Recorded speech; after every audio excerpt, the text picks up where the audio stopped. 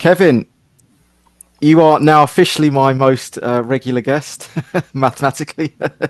Yeah, so many shows we've done, and so many shows Yeah, on the current situation yeah. with Pope Leo, right?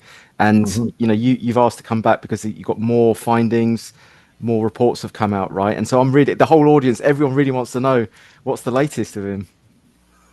Well, it's quite incredible because the big difference this time is that there's more eyewitnesses, and that includes not just people who went through these horrendous rituals as children, Yeah. but insiders. And you can see the whole report. What's happened is there's a common law court that's convening on September 1st, and I've been working all throughout the summer with the prosecutor who's been gathering evidence to bring in indictments against not only Pope Leo, this guy Robert Prevost, but Trump, um, all these other people in the kind of higher echelons of political Mm. power who are connected to these rituals it's more widespread than we realized.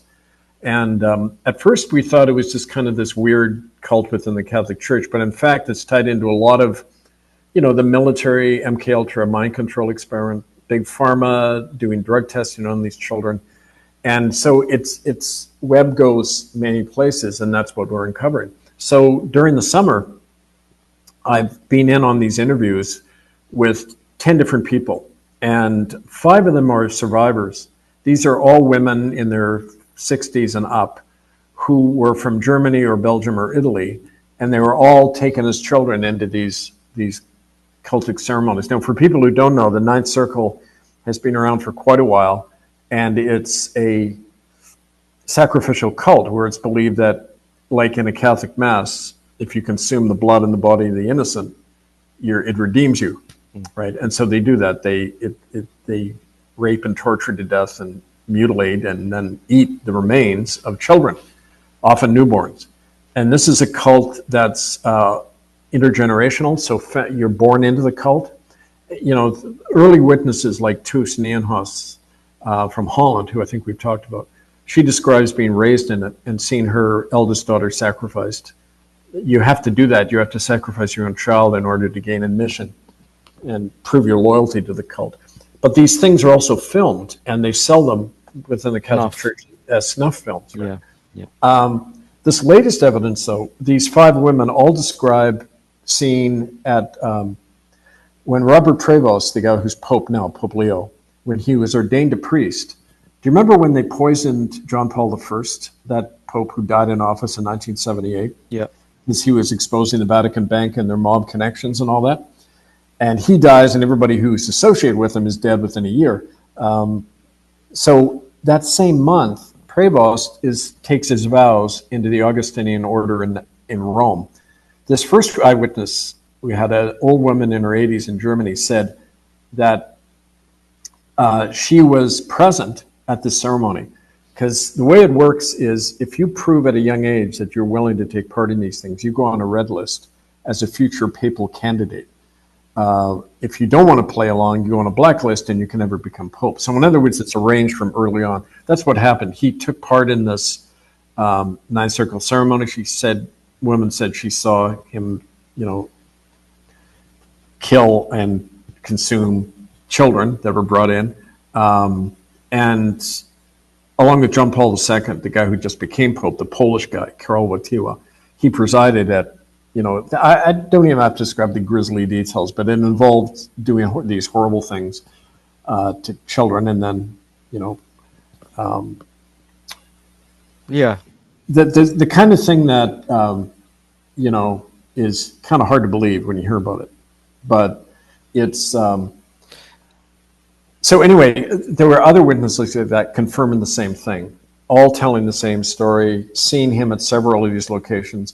But the evidence expands beyond that. It's about the present guy's role in South America, because even though he was born in America, this Robert Prevost did all his work, like the previous pope, in Latin America. And he was involved in really smoothing the path for China to come into South America. They just opened the biggest port on the west coast near Lima, Peru, the yeah. Chinese Yeah. $1.5 billion port with the Peruvian government with Yeah. Vatican Bank funding. So, I mean, it's all about the big money and everything too. And also some of these witnesses were present. This one woman, as a young girl, was at Jeffrey Epstein's apartment in the spring of 1999, where she saw him and Trump, who were good buddies. There's pictures of them together and everything. And she said there was a snuff film being filmed right in the apartment. A young Asian girl, about 5 years old, has been killed on film. And this guy, Keith Schiller, who was Trump's bodyguard, was present. And they were all taking part. Now, this Keith Schiller is still his bodyguard. He used to be the White House Oval Office chief of staff. And she was naming these guys, having seen them there, right? And so, I mean, that's the kind of stuff people can read the full report. Well, can we still hang on that for a minute? Because that's groundbreaking, you know, that's like explosive. So we're talking Trump and Epstein, and who else was in that bedroom apartment? She said that there was an Archbishop, Timothy Dolan, Dolan. Now, it's interesting. He's a New York Archbishop. He's the one that Trump was pushing to become Pope. They're close buddies, and he was an Epstein. How could Trump be pushing it if he had no political influence back then? Oh, he did. Did he? You know, you're following the money. Oh, yeah. No, he's been involved. You know, he's from New York. He was born into this wealth. He's got all these financial and financially, but I didn't know he quite had the grasp on the political sphere at that point. Not formally, but you know, the point is, money's behind everything. And anyway, what I was going to say was, there's a lot of details I've left out, but it's all, people can read it all online, murderbydecree.com, under ITCCS updates. The latest posting is called the Interim Report of the Special Prosecutor. It has the images. We have a map we've obtained of the underground grotto beneath the Vatican Square, showing the chamber in which a lot of the Ninth Circle ceremonies take. It's called Lucifer's chamber or something, isn't it? Tomb of Lucifer. Yeah, I remember I showed that. Yeah. No, but we've had since then an archaeologist give a briefing on that. That part of the grotto is pre-Constantinian. It's ancient Roman. It's before the church at all. And you know, people are, depending on your belief system, they believe it's literally the direct route to hell. Now, by that, I'm thinking, you know, in terms of some kind of interdimensional portal or whatever you want, but they're invoking weird stuff at that spot. And I didn't realize it was right beneath, you know, where I did that exorcism. Yeah, the obelisk, isn't it? Right beneath the obelisk. Yeah, which is kind of an energy inverter, right?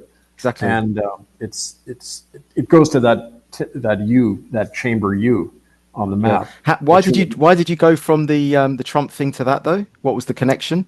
I just wanted to remind you, I began to say that you can read all of the evidence at that website. And I just want to remind folks of that. And also that, these are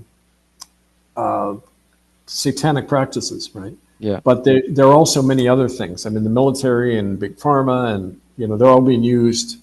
Wherever you have a trapped group of people, children, like prison or wherever, they're used in this way. And so there's a lot of overlap. Yeah, there's a lot. So they all work together. Just out of interest, why would the military want children to be sacrificed specifically?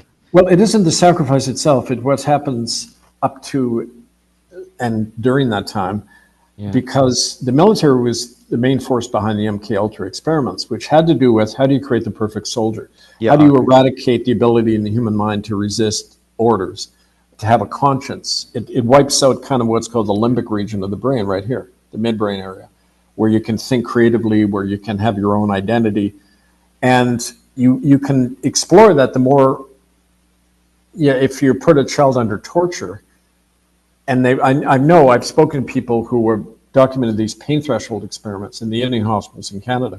You see how much pain the human brain can take and still function. You need that to create the perfect soldier in battle, right? Yeah, the super soldiers and the assassins. I think assassin comes from hashashin or something like that, where it's about they gave them drugs, you know, hash before they went out and killed people. So it's sort of maybe similar to that. They have to lobotomize them and mind control them so that they're disassociated when they go out and kill, because then they can't even remember they've done it, and that makes them the perfect assassin. Right. They can't be, when questioned, they can't even remember it. That's exactly right. And that's in fact, there was it brought out that you might remember in the press there was a young girl in Italy who disappeared, Emanuela Orlandi. Yep. She was at one of these, according to the witness number B, she was present as a child with Emanuela. The day she disappeared, June 22nd, 1983, they brought her down to one of these ceremonies. Again, with Prevost, the President, Pope Leo, and John Paul II. And they said they didn't kill Emanuela. They tortured her and then started the conditioning process where she's sent out as a, not just, well, she's put into the network to entrap politicians, to sometimes kill them. Like she's programmed to be an assassin and a way to entrap other people in the cult. So I've had that with Annika Lucas, who I've had on. I think she was programmed in that way. Lovely lady, and hopefully I'm going to do more shows of her. But it's called the beta kitten programming. I think it's called. Is the official name for it. And so they're used as ways to send in and obtain information and, sleep with people who are competitors or people they want to take down. And then they're used as that seduction tool to go in and almost like a spy as well. I'm not getting this completely right, but you can watch. The thing is, people often segregate all these issues. The whole thing about this stuff we're uncovering now is that it shows you all the interconnections. Yes. And how the people right at the top are all implicated. That's the point. And so. So you mentioned, so you said since the last time we spoke, because I think last time we spoke there were about 4 or 5 victims that came forwards and all corroborating the same information about Pope Leo. And then now you said there's 10 insiders. So we got the 5 victims. So who are the other 5 then? Okay, the other 5 people were, there was an Interpol officer who's still on the job. Who was you mentioned him last time. Yeah. There is a source within the Italian government who's confirming these secret diplomatic agreements whereby governments agree not to investigate the Ninth Circle and child trafficking in the Catholic Church. And we had a recent example of that where the Trump government intervened and shut down a lawsuit that would have required that the Catholic Church in America reprimand their priests when they harm children. And Trump, just like shutting down the Epstein file, right? Yeah. Because it implicates him in some of these things, right? Let me get out the list. There was sources in Interpol, in the government of Italy. There was a guy connected to in the European Parliament who knew about, I don't know if we talked about the Laurent Louis case, where he was a member of the European Parliament who wanted to reopen the Marc Dutroux case, the serial killer who had named members of the Belgian royal family and Dutch royal families. Yeah. Somebody who was close to him, he got taken out when he tried to raise that in the European Parliament. He got expelled and arrested and shot up. But this other person who had worked with him as his assistant came forward with a lot more information about how there's a long record of these Ninth Circle cult activities, and corroborating again what some of the witnesses are saying, and how it has had top government and quote royal family connections spanning centuries, really. So again, more confirmation from these sources, and a guy who is in the support network around the Ninth Circle. So, the people who go in to create safe houses, to buy off the police, to get rid of the remains of the children after, he was part of that. And he confirmed, again. That was the guy he was part of the Mormon church, right? No, that's somebody else. Oh, sorry. Okay. Yeah. I'm losing track of the victims. It's quite a lot to remember, but yeah. Yeah, that's all right. No, because there's more people coming forward all the time. That's what, I think we've reached kind of a critical mass on this. So what happens now then? So it's gone to court, common law court. You've sent out it hasn't yet. No, we're still investigating. The court case opens September 1st, Monday, September 1st. Yeah. And then the prosecution will present their case, issue summonses against Pope Leo, Trump, everybody named in this stuff. Albert Bourla, the CEO of Pfizer Pharmaceuticals, he's been named as well because he approved the use of children and prisoners in Chinese, political detainees in Chinese prisons for drug testing. These various. So is it possible to do a court summons on Trump and this guy? Of course. Yeah. Anyone can be summoned. We did it with Elizabeth. We did it Ratzinger. Yeah. Under international law, anyone is liable. So why not? Why haven't you with Trump? Let's say. Well, because we haven't had the evidence until now that he has his direct personal involvement in these things, right? So you can, if you wanted to, do it now. Like, I guess. Do what? Summon Trump to the court case. Well, not till the court convenes at September 1st. Okay. After that, he will be. Okay, he will be. Yeah, good. Wow. Yeah. Just knocking them all off one by one, just taking them out. Yeah. Well, naming them and trying them, and then it's the enforcement. The good thing too is that more governments are aware. We've got more support coming in terms of at least they're monitoring. Like this assassination bureau in Rome, the Santa Alianza, they're the ones who knock off people on behalf of the Vatican. And that's another part that I didn't mention. There were two bankers who were both killed when they were about to go public about the secret loans to the Trump International from the Vatican Bank. And these two guys, one of whom was friends with Epstein and Trump, a guy called Thomas Bowers, they're all found dead. It's like the last scene in Hamlet when there's bodies all over the stage, right? The woman who knew that Trump and Epstein were philandering together dies in April of this year, just before, like, she was involved in a custody case. Her name was Virginia Giuffre, and she was in a custody case for her children. Then she ends up committing suicide, right? Right after the news breaks that she had been a spa attendant at Mar-a-Lago, Trump's estate in Florida, where she had seen Epstein rape children, right? And she was going public with that. Boom, she's dead. So they're really cleaning house, and that's another reason we had to name these people, because it's I mean, what do you make about the whole thing with the Epstein client list? Suddenly they mentioned it's happening, it's real. Ghislaine Maxwell's in prison, and then suddenly Trump's come out and said, "Oh no, it's just conspiracy theory. There is no list." No, because because of the reasons I've said, and there's even more. He's personally implicated in these crimes. It's like his attorney general, Pam Bondi. Why are they pushing private prisons so much and lowering sentencing to allow all these people to be locked up? Because she's a former lobbyist in Washington for GEO, the biggest private prison corporation in America. They're locking people up now for 10 years for failure to appear in court.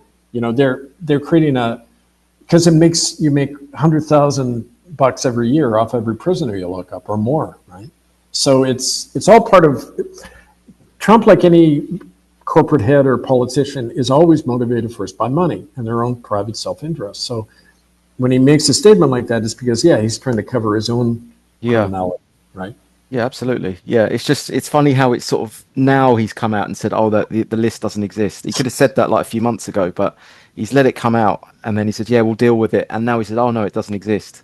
Because evidence coming. Because it's because of the new evidence that's come out, basically. Well, and also because the witnesses are dying, and if someone accused me of a crime and then he ends up dead, people might wonder if I had a role in it, right? So I mean, you got to continue to cover your ass the more crime you've done.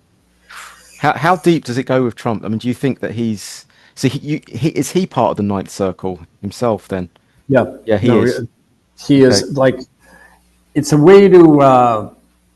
He doesn't necessarily believe like other people in the Ninth Circle. He isn't necessarily a Satanist, but he knows it's a way in to get influence and to get dirt on other people, right? Well, he must have involved himself in the rituals, though, to like even be allowed to stay in there. So he must have killed children. He must have raped children, killed children. It's a requirement to be in the cult that you take part. Wow. And there's no doubt a film of him doing it somewhere, because is there? Well, that's how you keep people in line as well. So there will be a snuff film. There will be a film of him raping a child, because that's how they keep them in blackmail, right? Someone's got that. Yeah. It would have been Epstein, right, or Mossad. It could have been anybody. Usually, you follow the trail of the bodies to find out who it was, right? Yeah, but who do you think is the one that keeps hold of all the videos of everyone? Well, it's in the Vatican, but it's in other places too. I don't know entirely, but clearly. One of the witnesses, the insider in the Vatican, said that there's a whole area beneath the Vatican sub-library area where they have the secret archives, that log showing all the rituals that have gone back to Right, 1870. but that's all the written ones, though, isn't it? I mean, they've probably got like a whole post-production house somewhere in the Vatican, like like well protected with all the videos of all the different people they're trying to compromise, right? Well, that's what a native woman told me years ago, that she had been taken down there by her stepfather, who was a cardinal, and showed her all this state-of-the-art technology and film stuff and everything, Wow. containing the evidence, right? I mean, we're that far away from just like blowing the whole thing up, then, aren't we? Really? It's further along than it was the first time we tried this in 2012, 2013. There's a lot more evidence now, and the people are exposing themselves so much more, because it's like, what the Greeks used to call hubris, or that overconfidence when you're in power, that you're God and you can do anything and you never get caught. Well, this is destroying them, because they're exposing themselves more and more, right? They are. So we've got the September the 1st. Can you explain to a layman like me, like typically, right? So Pope Leo has been summoned to the court. It's a common law court. Now he's obviously not going to turn up. I mean, he will be summoned the week of September 1st. The summonses go out. Oh, that's when it actually goes out. And so when does he have to? When's he meant to be in the court by? With the summons, if the court does it the way we did last time, they have 7 days to respond. 7 days to respond, and then so obviously they're just going to ignore it, aren't they? Well, I don't know, because when you ignore, you're not contesting what's being said about you. Under the law, you're agreeing with it. De facto acquiescence. No. Yeah, I think. Right. Yeah. And so if he does that, it works against him. If he acknowledges us, then he acknowledges the legitimacy of our court, and they don't want to do that either. So they're always looking for a third way, usually by shutting the whole thing down, which they tried to do a number of times. Right. Right. Okay. So let's just say it does go ahead. He doesn't reply, which is probably likely, or that they just try and frustrate the process with letters back, or whatever. Let's just say the court case does go ahead and he doesn't turn up. What happens then? We proceed with the case anyway, because it's not about. Normally in a court, if you don't appear, a judge can just automatically rule the person guilty and can be arrested. But we don't want to do that. We want to present the case. And so because this is about more than just one person, we're putting that system on trial, and we're going to then present all the evidence. And again, give them a chance to respond, like we did the first time, At any point they can respond. And then it's up to the jury. So we go through all the stages that are in the common law training manual about jury selection, a hearing to look at the evidence. We operate according to due process, unlike their courts. So they'll have the chance to respond, but it'll be, like you say, a big chance they won't. So who appoints the judge then? It's a magistrate of a group of judicial experts who've worked with us all along. Yeah. And they choose among themselves kind of the person best qualified. Is that something you've got to be careful of? Like they could maybe try and put one of their guys in. Yeah, because it isn't about one magistrate. There was usually in the first case there was 5 of them. Right. And they base their verdict on evidence. They themselves are monitored, to make sure they're not being influenced in the whole bit. And so there's safeguards about that.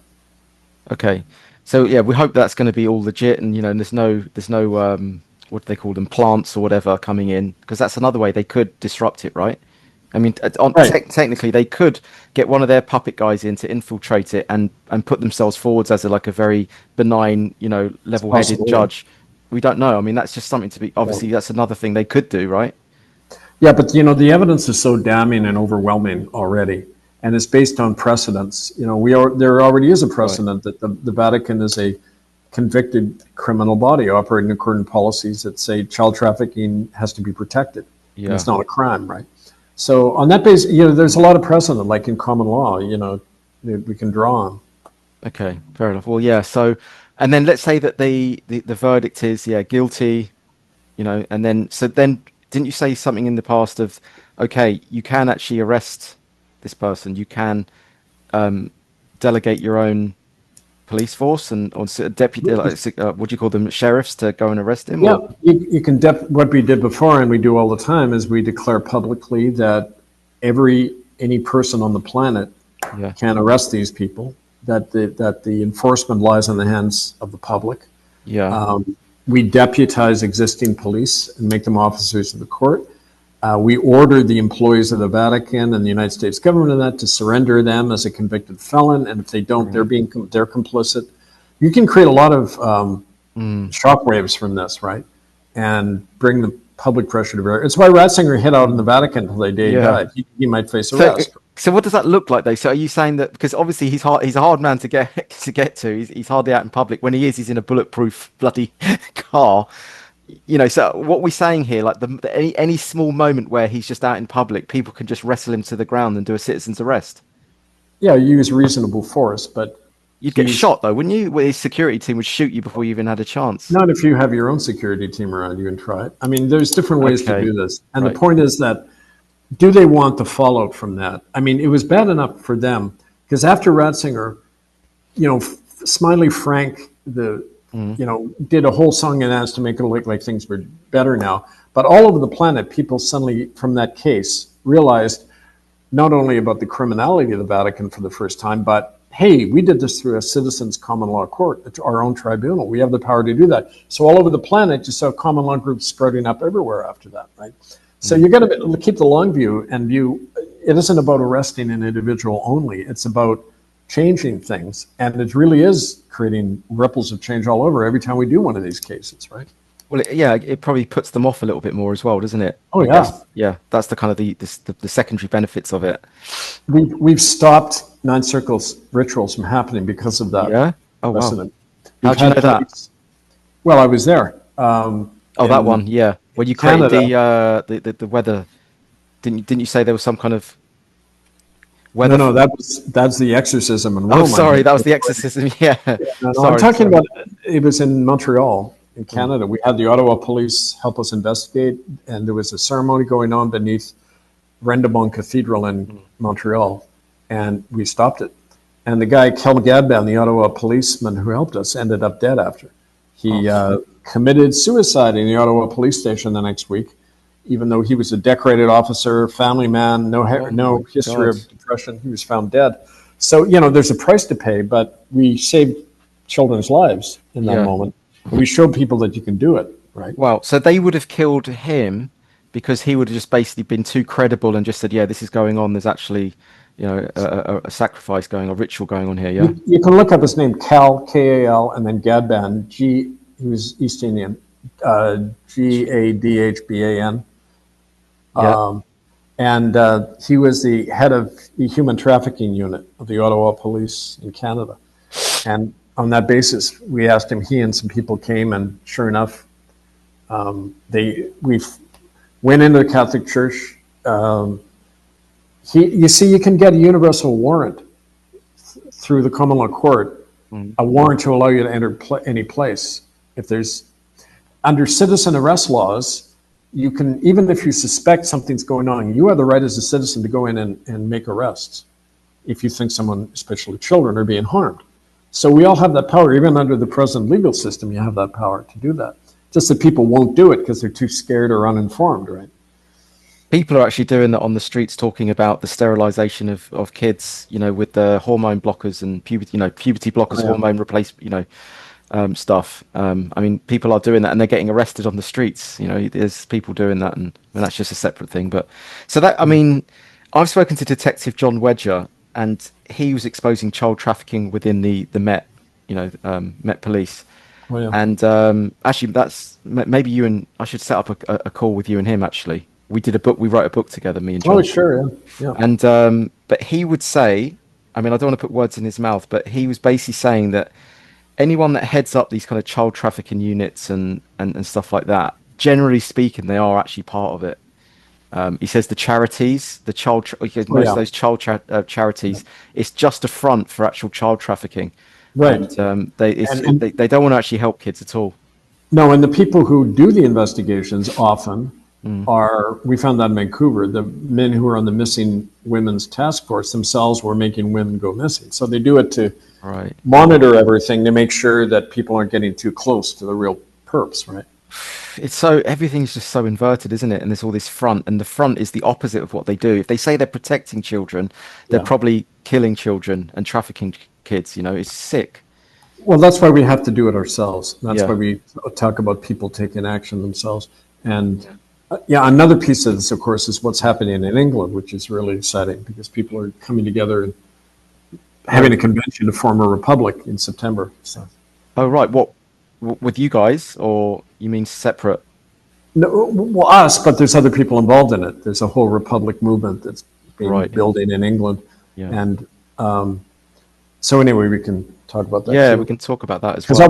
I'm coming to Europe in September, including into England. Yeah. Cross And your fingers. yeah, fingers crossed, and I'll have you to my event, Kevin. You know, Oh yeah, that'd be definitely. great. That'd be amazing. Okay, look, so let's go back. So we've got these. So just to summarize where we're at with everything, we've got September the 1st is when the summons goes out for Pope Leo, and then he's got 7 days to reply, and then, you know, depending on what he does, that court case is going to go ahead. There's a jury, there's a judge, the magistrate that's already in place. It's if he's guilty of, you know, crimes against humanity, I'm guessing mass genocide, mass rape, all that kind of stuff, child trafficking, then what are you going to do at that point? What is going to be the next steps that happen Once if and if he's when he's guilty? convicted. Yeah, if he's convicted. Well, then there'll be attempts to go and make arrests on him. I mean, he's just a Yeah. human being under Yeah. the law, and How do we do that and though? Like, what's the steps to do that? like I said, we notify them that Yeah. he's got to present himself. Otherwise, he's a convicted felon evading arrest, Yeah. and we try to get other people on board to help us do that. If they don't, they're exposing themselves as an accomplice after the fact to a criminal avoiding arrest. The important thing is what we do to show people. It's all theater in a way to show the nature of what we live in. You see, people say, "Well, what do you mean the government's complicit?" Well, if they weren't complicit, why wouldn't they just turn them over? Like, why has no one ever gone to jail in Canada for the death of 60,000 children? It's because the whole system is colluding and helping the perpetrators. So it's a way to show people this. It's an education, right? And you know, so we'll see what happens. Every time is different, right? You know, the way people almost arrested Bergoglio, Pope Francis, in Switzerland, and they got close to doing that. They had a confrontation with the security people. So, you know, you just got to keep trying, right? Keep pushing, keep finding where that tension point is, where you can start to make some inroads. Find out where that is. Yeah, because obviously it's. Yeah, I mean, you're endangering yourself a little bit, whoever's going to try and attempt it. But I'm guessing that's just part of life, then, isn't it? You've got to push the boundaries a bit. Yeah. There's always risk, but Yeah. you know, we're all mortal. Yeah, You exactly. have to choose the conditions under which you die, right? Absolutely. Yeah. How do you want to live your life? By the way, Right. I got some questions from the audience for this one, right? So you know the ninth circle.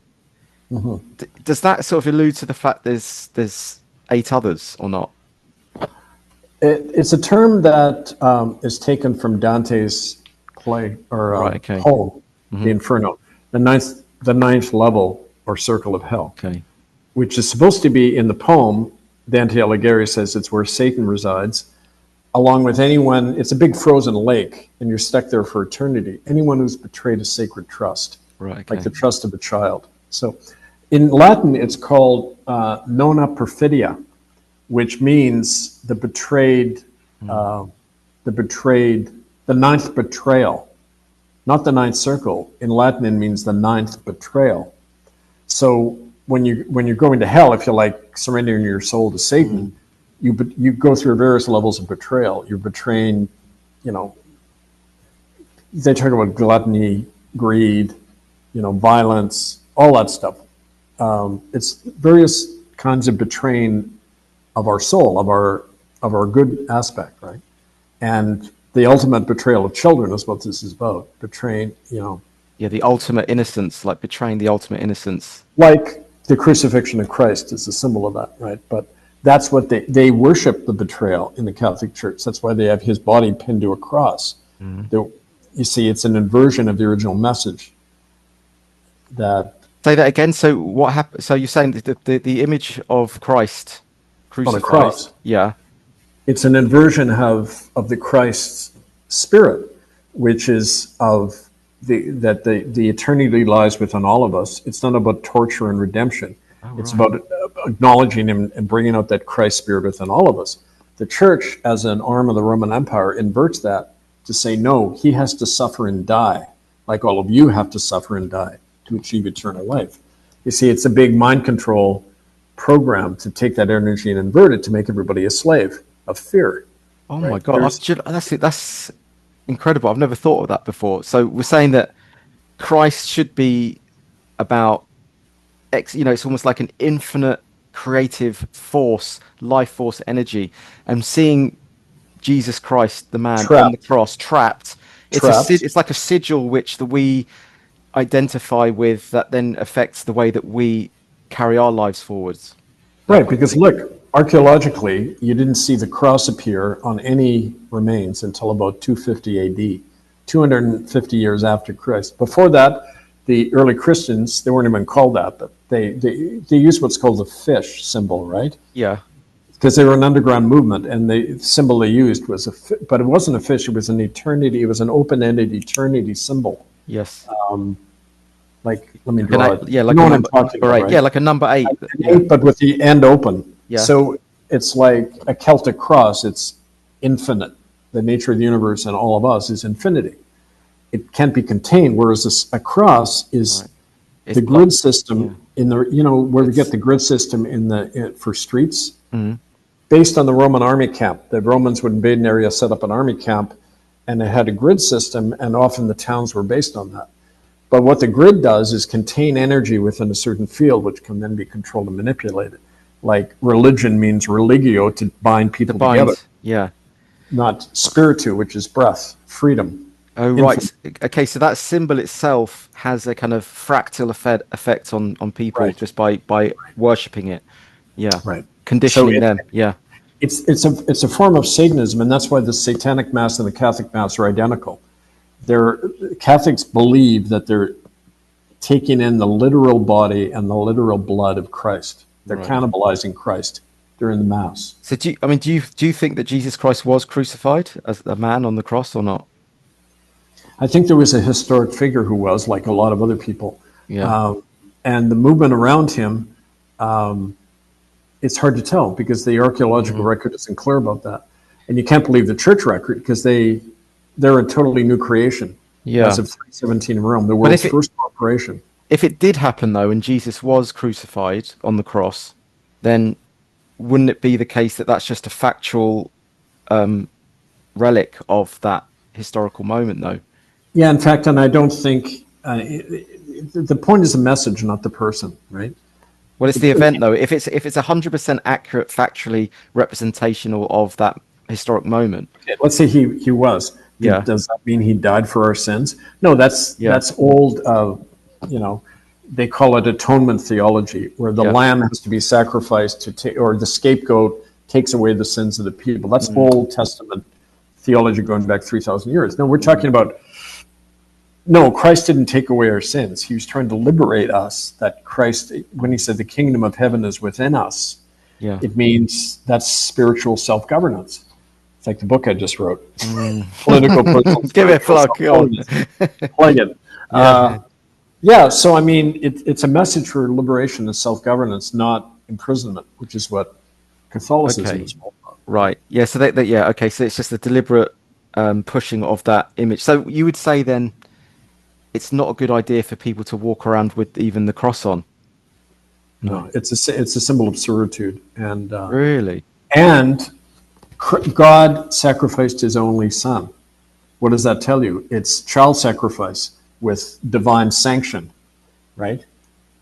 What's the difference between sacrificing a child and taking in the blood of Christ? Nothing. They believe that the innocent have to be sacrificed for the world to be redeemed. Yeah, I mean that's a program for the ninth circle, child killing, right? Okay, where should we go? Anything else you really want to talk about, Kevin? Anything else that's... Well, I did want to talk about England, but just one final point on that. People often say, where's the proof of all this? And I said, well, What institution has killed more people in history than any other? Roman Catholic Church. Just do the body count. I'd say Big Pharma. Well, that's a recent thing. That's in the last couple of hundred years, but we're talking the last 2,000. Yeah. You know, so what does that tell you, right? It's, but anyway, yeah, in England, this whole Republic movement has really got a good jumpstart with what's been happening, and they're actively organizing. On September 21st, they're going to actually raise the flag and declare independence, proclamation of independence, and it's going to happen in Runnymede, which is where they signed. Where Magna Carta was signed at Runnymede. They want to raise the flag at Runnymede, declare their republic. I'll send you all that info. I'm going to be there for it, and I've asked Sean Otwood, and you can do the same thing if you want. Do a live feed, you know, live from the Declaration of Independence and at Runnymede. So that should be fun.